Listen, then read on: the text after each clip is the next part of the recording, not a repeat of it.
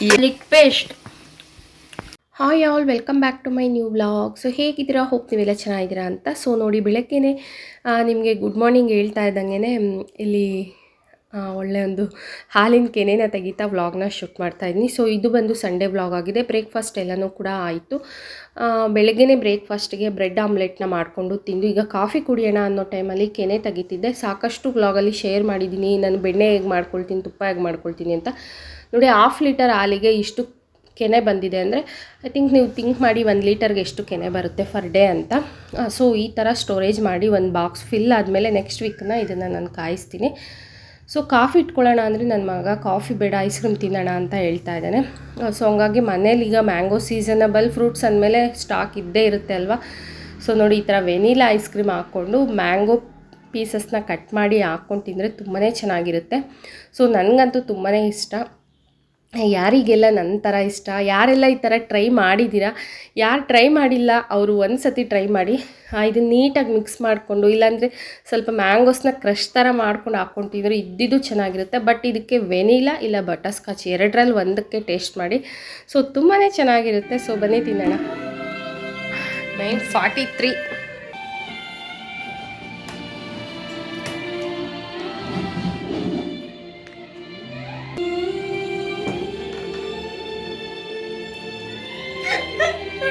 ಇದೆ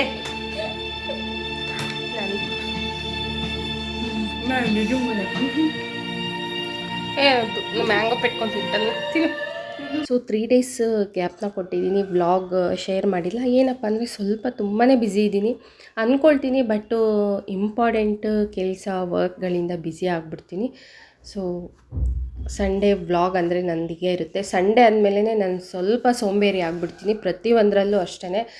ನಮಗಂತ ಸಿಗೋ ಸಂಡೇನ ಮಕ್ಕಳ ಜೊತೆಯಲ್ಲಿ ನಿಧಾನ ಎದ್ದೊಳೋದೇ ಲೇಟ್, ಅಲ್ಲಿಂದನೇ ಶುರು ಆಗುತ್ತೆ ನನ್ನ ಲೇಟ್ ಅನ್ನೋದು. ಸೊ ಫೈನಲ್ ಆಗಿ ಬ್ರೇಕ್ಫಾಸ್ಟ್ ಮಾಡಿ ಮ್ಯಾಂಗೋಸು ಐಸ್ ಕ್ರೀಮ್ ಎಲ್ಲ ತಿಂದು ಸ್ವಲ್ಪ ಹೊರಗಡೆ ಮಕ್ಕಳನ್ನ ಕರ್ಕೊಂಡು ಬಂದು ಇಲ್ಲಿ ನೋಡಿ ಅವರಿಬ್ರಿಗೂ ಕೂಡ ಬಟ್ಟೆ ಶಾಪಿಂಗ್ ಮಾಡಿಸ್ತಾ ಇದ್ದೀನಿ. ಏನಕ್ಕೆ ಅಂದ್ಬಿಟ್ಟು ಸದ್ಯದಲ್ಲೇ ತಿಳಿಸ್ತೀನಿ.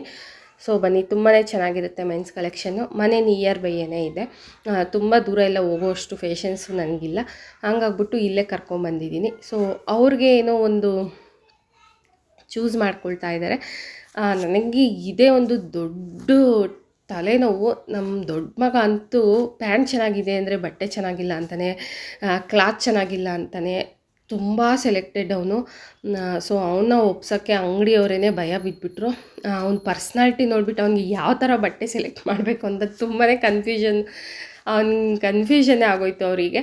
ಸೊ ಅದೇ ಅವರು ಕೂಡ ಹೇಳ್ತಿದ್ರು, ಇಷ್ಟು ನೋಡೋಕ್ಕೆ ಅಷ್ಟು ಸೈಲೆಂಟಾಗಿರ್ತಾನೆ, ಬಟ್ ಅವನು ಹಾಕೋದೇ ಇಲ್ಲ ಬಟ್ಟೆನ. ಅವನು ಇಷ್ಟೇ ಕಲರ್ ಅಂತ ಫಿಕ್ಸ್ ಆಗಿಬಿಟ್ಟಿದ್ದಾನೆ. ಸೊ ಗೊತ್ತಿಲ್ಲ, ಇಷ್ಟ ಆಗುತ್ತೋ ಇಷ್ಟ ಆಗಲ್ವೋ ಗೊತ್ತಿಲ್ಲ. ಬಟ್ ಬಟ್ಟೆ ಅಂತೂ ತೊಗೊಂಡು ಬಂದಿದ್ದೀನಿ. ಸೆಲೆಕ್ಷನ್ ಫೈನಲಿ ಒಪ್ಕೊಂಡು ಸೆಲೆಕ್ಷನ್ ಮಾಡ್ದೆ. ನಮ್ಮ ಪುಟಾಣಿ ಗುಂಡಣ್ಣಂಗೆ ಎಲ್ಲ ಬಟ್ಟೆನೂ ಸೆಲೆಕ್ಷನ್ ಆಗುತ್ತೆ ನೋಡಿ. ಅವ್ರಿಗಂತೂ ಸಾಕಾಗಿಬಿಟ್ಟಿದೆ. 1 ಅವರಿಂದ ಅವ್ನು ಟ್ರಯಲ್ ಮಾಡ್ತಾನೆ ಇದ್ದಾನೆ. ಅವ್ನಿಗೆ ಒಂದೂ ಇಷ್ಟ ಆಗ್ತಿಲ್ಲ. ಅದೇ ಹೇಳ್ತಿದ್ದೀನಿ.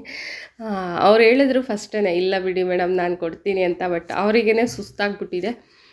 So jackets collection, men's collection ಅಂತೂ ತುಂಬಾ ಚೆನ್ನಾಗಿದೆ. ಇನ್ನೊಂದು ವೀಕ್ ಬಿಟ್ಕೊಂಡು ಬನ್ನಿ, ಹೊಸ ಕಲೆಕ್ಷನ್ ತರಿಸ್ತೀನಿ ಅಂದರು.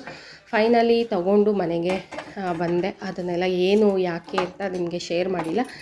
ಸೊ ನೆಕ್ಸ್ಟ್ ವೀಕಲ್ಲಿ ಶೇರ್ ಮಾಡ್ತೀನಿ ನಾನು ಬಟ್ಟೆ ಶಾಪಿಂಗ್ ಅವ್ರಿಗೆ ಏನಕ್ಕೆ ಮಾಡಿದೆ ಅಂತ. ಮಧ್ಯಾಹ್ನ, ಸಂಜೆ, ರಾತ್ರಿ ಆಗಿದೆ. ಈಗ ನಾನು ನೈಟ್ ಡಿನ್ನರ್ಗೆ ಒಂದು ಸ್ಪೆಷಲ್ ರೆಸಿಪಿನ ಶೇರ್ ಮಾಡ್ತೀನಿ ಬನ್ನಿ. ಇದು ಬಂದು ನನ್ನ ಓನ್ ರೆಸಿಪಿ. ವಿಡಿಯೋ ಕೊನೆಯಲ್ಲಿ ನೀವೇ ವಿಡಿಯೋ ನೋಡಿಬಿಟ್ಟು ಇದಕ್ಕೆ ಒಂದು ಒಳ್ಳೆ ಬೆಸ್ಟ್ ಹೆಸರನ್ನು ಕೊಡಿ. ಯಾಕಂದರೆ ನಾನು ಇದಕ್ಕೆ ಹೆಸರು ಕೊಡೋಕ್ಕಾಗಿಲ್ಲ, ಏನು ಇಡಬೇಕು ಅಂತ ಗೊತ್ತಾಗ್ತಿಲ್ಲ. ಇದು ಬಂದು ಚಿಕನ್ ಲಿವರಲ್ಲಿ ಇವಾಗ ಒಂದು ಬೆಸ್ಟ್ ರೆಸಿಪಿನ ಟ್ರೈ ಮಾಡಬೇಕು ಅಂದ್ಕೊಳ್ತಾ ಇದ್ದೀನಿ. ನನ್ನ ಪ್ರಕಾರ ತುಂಬ ಜನಕ್ಕೆ ಇಷ್ಟ ಆಗೋದಿಲ್ಲ. ಇಷ್ಟ ಆಗಿರೋರು ಒಂದು ಸತಿ ಟ್ರೈ ಮಾಡಿ ನೋಡಿ. ಇಲ್ಲ ಅಂದರೆ ನೋಡೋಕ್ಕೆ ಇಷ್ಟ ಅಲ್ಲ ಅನ್ನೋರು ಸ್ಕಿಪ್ ಮಾಡಿಬಿಡಿ. ಖಂಡಿತ ಕೆಲವ್ರಿಗೆ ಇಷ್ಟ ಆಗೋದಿಲ್ಲ. ಚಿಕನ್ ಲಿವರ್ ನನ್ನ ಪ್ರಕಾರ ತುಂಬಾ ಹೆಲ್ತ್ಗೆ ಒಳ್ಳೆಯದು. ಯಾಕಂದರೆ ಈಗ ಜಿಮ್ಮಿಗೆಲ್ಲ ಅವರಿಗೆ ಫುಡ್ಡಲ್ಲಿ ಹೇಳಿರ್ತಾರೆ ಬ್ರೆಸ್ಟನ್ನು ತಿನ್ನಿ, ತುಂಬಾ ಒಳ್ಳೆಯದು ಚಿಕನ್ ಬ್ರೆಸ್ಟ್ ಅಂತ. ಸೊ ನನ್ನ ಪ್ರಕಾರ ಚಿಕನ್ ಲಿವರ್ ಇದ್ದಿದ್ದು ಬೆಸ್ಟು. ಯಾಕಂದರೆ ಇದರಲ್ಲಿ ವಿಟಮಿನ್ ಎ ತುಂಬಾ ಇದೆ. ಹಾಗೆ ನಿಮಗೆ ಬ್ಲಡ್ ಇಂಪ್ರೂವ್ ಆಗುತ್ತೆ. ಮತ್ತು ನರ್ವ್ ಪ್ರಾಬ್ಲಮ್ಸ್ ಇದ್ದರೆ ಅದಕ್ಕೂ ಕೂಡ ಒಳ್ಳೆಯದು. ಹಾಗೆ ವಿಟಮಿನ್ B12 ಕೂಡ ಜಾಸ್ತಿ ಇದೆ ಇದರಲ್ಲಿ, ಅದಕ್ಕೂ ಒಳ್ಳೆಯದು.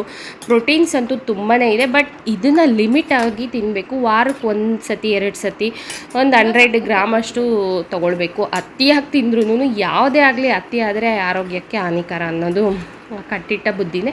ಸೊ ಲಿಮಿಟಲ್ಲಿ ತಿಂದರೆ ತುಂಬಾ ಒಳ್ಳೆಯದು. ನನ್ನ ಪ್ರಕಾರ ಚಿಕನ್ ಲಿವರು ಆಲ್ಮೋಸ್ಟ್ ಟ್ರೈ ಮಾಡಿ, ಬಟ್ ಅತಿಯಾದ ಎಣ್ಣೆಯಲ್ಲಿ ಇದನ್ನ ಕುಕ್ ಮಾಡಬಾರ್ದು.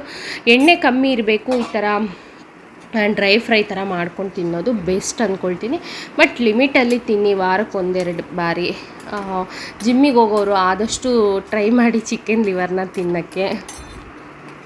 ನಾನು ಯಾವುದೇ ಡಾಕ್ಟರ್ ಅಂತೂ ಅಲ್ಲ, ಸೊ ನನಗೆ ಸಾಮಾನ್ಯ ಪ್ರಜ್ಞೆ ಅನ್ನೋದು ಕೆಲವೊಂದು ಪಾಯಿಂಟ್ಸ್ ಗೊತ್ತಿರೋದನ್ನ ನಿಮಗೆ ತಿಳಿಸ್ತೀನಿ.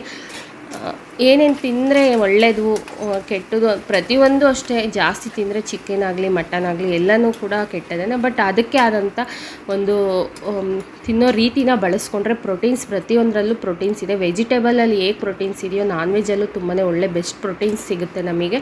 ಬಟ್ ನಾವು ಅದನ್ನ ಬಳಸ್ಕೊಳ್ಳೋ ರೀತಿ ಆಗಲಿ ತಿನ್ನೋ ಶೈಲಿ ಆಗಲಿ ಅದನ್ನು ನಮಗೆ ಗೊತ್ತಿರಬೇಕು. ಯಾಕಂದರೆ ಹೊರಗಡೆ ಎಲ್ಲ ತಿನ್ನೋದಷ್ಟು ಒಳ್ಳೆಯದಲ್ಲ.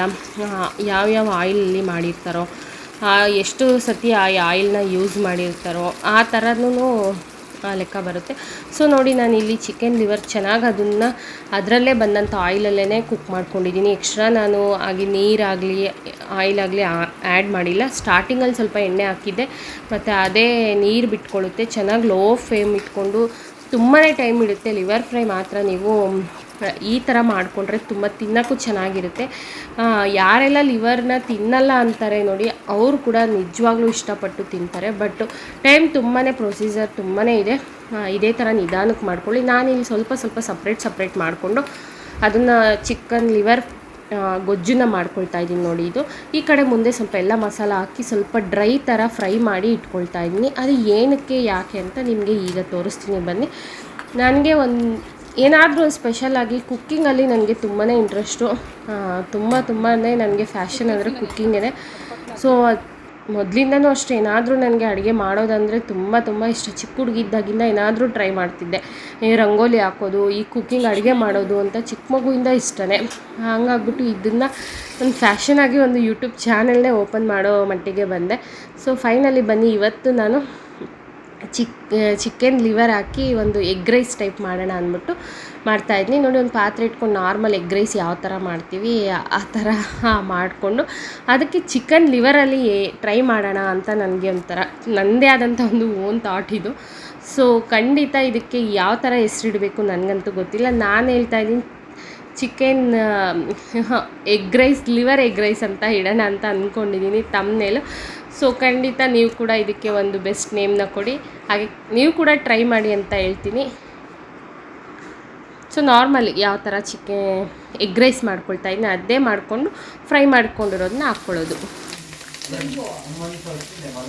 ಉಪ್ಪು, ರುಚಿಗೆ ತಕ್ಕಷ್ಟು ಚಿಲ್ಲಿ ಪೌಡರ್, ರುಚಿಗೆ ತಕ್ಕಷ್ಟು ಬೆಳ್ಳುಳ್ಳಿ, ಧನಿಯಾ ಪುಡಿ, ರುಚಿಗೆ ತಕ್ಕದಷ್ಟು ಕೈಗೆ ಸಿಕ್ಕಿದ ಮಸಾಲೆಗಳು, ಗರಂ ಮಸಾಲ ಬಿಟ್ಟು ಚಿಕನ್ ಮಸಾಲ, ಸೋಯಾ ಸಾಸ್ ಹಾಕ್ತಾರೆ.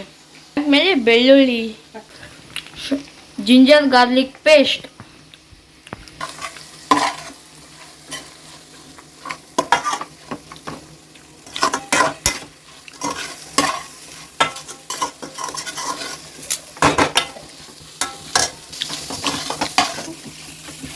ಹೊಟ್ಟೆಗೆ ತಕ್ಕದಷ್ಟು.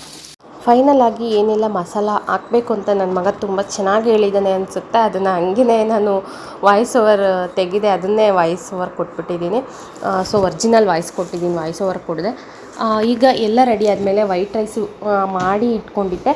ವೈಟ್ ರೈಸ್ ಹಾಕ್ಬಿಟ್ಟು ಇನ್ನು ಸ್ವಲ್ಪ ಅದಕ್ಕೆ ಧನಿಯಾ ಪುಡಿ, ಚಿಲ್ಲಿ ಪೌಡರು, ಹಾಗೆ ಸೋಯಾ ಸಾಸ್ನ, ಮಸಾಲಾಸ್ ಮಾತ್ರ ಏನೇ ಜಾಸ್ತಿ ಆದರೂ, ಖಾರ ಜಾಸ್ತಿ ಆದರೂ ತಿಂದ್ಬಿಡ್ಬೋದು, ಉಪ್ಪು ಜಾಸ್ತಿ ಆದರೆ ತಿನ್ನೋಕ್ಕಾಗಲ್ಲ. ಪ್ರತಿಯೊಂದಕ್ಕೂ ನೋಡಿಕೊಂಡು ಉಪ್ಪು ಖಾರನ ಹಾಕ್ಕೊಳ್ಳಿ. ಸೊ ನನಗಂತೂ ಎಗ್ ರೈಸ್ ಎಲ್ಲ ತುಂಬಾ ನನ್ನ ಫೇವ್ರೇಟ್ ಎಗ್ ರೈಸ್. ನಮ್ಮ ಮನೆಯಲ್ಲಿ ನಮ್ಮ ಫ್ಯಾಮಿಲಿಗೆಲ್ಲ ತುಂಬಾ ಇಷ್ಟ ನನ್ನ ಕೈಯಲ್ಲಿ ಎಗ್ ರೈಸು. ನನಗೆ ಮಾಡಿ ತುಂಬ ಚೆನ್ನಾಗಿ ಅಭ್ಯಾಸ ಆಗಿಬಿಟ್ಟಿದೆ. ಯಾವತ್ತೂ ನಾನು ಸಾಮಾನ್ಯವಾಗಿ ಉಪ್ಪನ್ನು ಹಾಕಿದ್ದೇ ಇಲ್ಲ. ಕರೆಕ್ಟಾಗೇ ಇರುತ್ತೆ, ಜಾಸ್ತಿನೂ ಆಗೋಲ್ಲ, ಕಡಿಮೆ ಅಂತೂ ಆಗೋದು ತುಂಬಾ ರೇರು, ಜಾಸ್ತಿ ಆಗೋದು ತುಂಬ ರೇರು. ಏನಾದರೂ ಈ ಉಪ್ಮಾ ಆ ಥರ ಮಾಡಿದ್ದಕ್ಕೆ ಜಾಸ್ತಿ ಹಾಕ್ಬಿಡ್ತೀನಿ, ಈ ಥರದಕ್ಕೆ ಜಾಸ್ತಿ ಹಾಕಲ್ಲ. ಫೈನಲ್ ಟಚ್ಚು ಈ ಥರ ಆನಿಯನ್ಸು ಕೊತ್ತಂಬರಿನ ಹಾಕ್ಕೊಳ್ಳಿ, ಲಾಸ್ಟಲ್ಲಿ ಹಾಕ್ಕೊಂಡು ಹಂಗೆ ತೆಗೆದು ಪ್ಲೇಟಿಗೆ ಸರ್ವ್ ಮಾಡ್ಕೊಳ್ಳಿ. ಆ ಈರುಳ್ಳಿ ಕೊತ್ತಂಬರಿದು ಫ್ಲೇವರು ತಿನ್ನೋವಾಗ ಸಿಕ್ತಿದ್ರೆ ತುಂಬಾ ಚೆನ್ನಾಗಿರುತ್ತೆ. ನಿಮಗೆ ಒಂಥರ ಬೇರೆ ಈ ಥರ ನಾನ್ ವೆಜ್ ತಿನ್ನೋವಾಗ ಆ ಥರ ಈರುಳ್ಳಿ ಈ ಐಟಮಿಗೆ ಈರುಳ್ಳಿ ತಿಂತಿದ್ರೆ ಒಂಥರ ನಮಗೆ ಇದು ಮಕ್ಕು ಕೊಡ್ದಂಗೆ ತಿಂತಾಯಿದ್ದೀವಿ ಜಾಸ್ತಿ, ಇದು ಒಂಥರ ಅನಿಸ್ತಿದೆ ಅನ್ನೋ ಫೀಲ್ ಇರೋದಿಲ್ಲ. ಬನ್ನಿ ಈಗ ನೋಡಿ, ನಾನು ನೈಟ್ ಡಿನ್ನರಿಗೆ ನಮಗೆ 4 ಜನಕ್ಕೆ ಎಷ್ಟು ಬೇಕೋ ಅಷ್ಟೇ ಮಾಡ್ಕೊಳ್ತೀನಿ. ನಾನು ಏನೇ ಅಡುಗೆ ಆಗಲಿ ಬೆಳಗ್ಗೆ ಮಧ್ಯಾಹ್ನ ರಾತ್ರಿ ನನಗೆ ಬಿಸಿ ಬಿಸಿ ಸ್ವಲ್ಪ ಆದರೂ ಬಿಸಿ ಬಿಸಿಯಾಗಿ ಮಾಡ್ಕೊಂಡು ತಿನ್ನೋ ಅಭ್ಯಾಸ. ಚಿಕನ್ ಲಿವರ್ ಫ್ರೈ ಕೂಡ ತುಂಬಾ ಚೆನ್ನಾಗಿ ಬಂದಿದೆ, ನಮ್ಮ ಮಕ್ಳಿಗಂತೂ ತುಂಬ ಇಷ್ಟ ಆಯಿತು. ಸೊ ನೀವು ಕೂಡ ಟ್ರೈ ಮಾಡಿ. ನಿಮ್ಮ ಮನೆಯಲ್ಲಿ ಯಾರು ತಿನ್ನಲ್ಲ ಚಿಕನ್ ಲಿವರಲ್ಲಿ ಈ ಥರ ಎಗ್ ರೈಸ್ ಮಾಡಿಕೊಡಿ, ತುಂಬ ಇಷ್ಟಪಟ್ಟು ತಿಂತಾರೆ. ಹೋಪ್ ಒಳ್ಳೆ ಇದರಲ್ಲಿ ವಿಟಮಿನ್ಸ್ A, B12 ಪ್ರೋಟೀನು ಎಲ್ಲನೂ ಕೂಡ ಇದೆ. ಸೊ ಅದನ್ನು ಲಿಮಿಟಲ್ಲಿ ವೀಕ್ಲಿ ಒನ್ಸ್ ಇಲ್ಲಾಂದರೆ ಮಂತ್ಲಿ ಒನ್ಸ್ ಆದರೂ ಕೊಡಿ, ಮಕ್ಕಳಿಗೆ ಒಳ್ಳೆಯದು. ಬ್ಲಡ್ ಯಾರಿಗೆ ಕಡಿಮೆ ಇದೆ, ಲಿವರ್ ತಿಂದರೆ ಖಂಡಿತ ಬ್ಲಡ್ ಕೂಡ ಜಾಸ್ತಿ ಆಗುತ್ತೆ. ಹೋಪ್ ಈ ವ್ಲಾಗ್ ಇಷ್ಟ ಆಗಿದೆ ಅಂದ್ಕೊಳ್ತಾ ಈ ವ್ಲಾಗ್ನ ಇಲ್ಲಿಗೆ ಹೆಂಗೆ ಮಾಡ್ತೀನಿ. ಮತ್ತೊಂದು ವ್ಲಾಗಲ್ಲಿ ಸಿಗೋಣ. Love you all, take care, bye.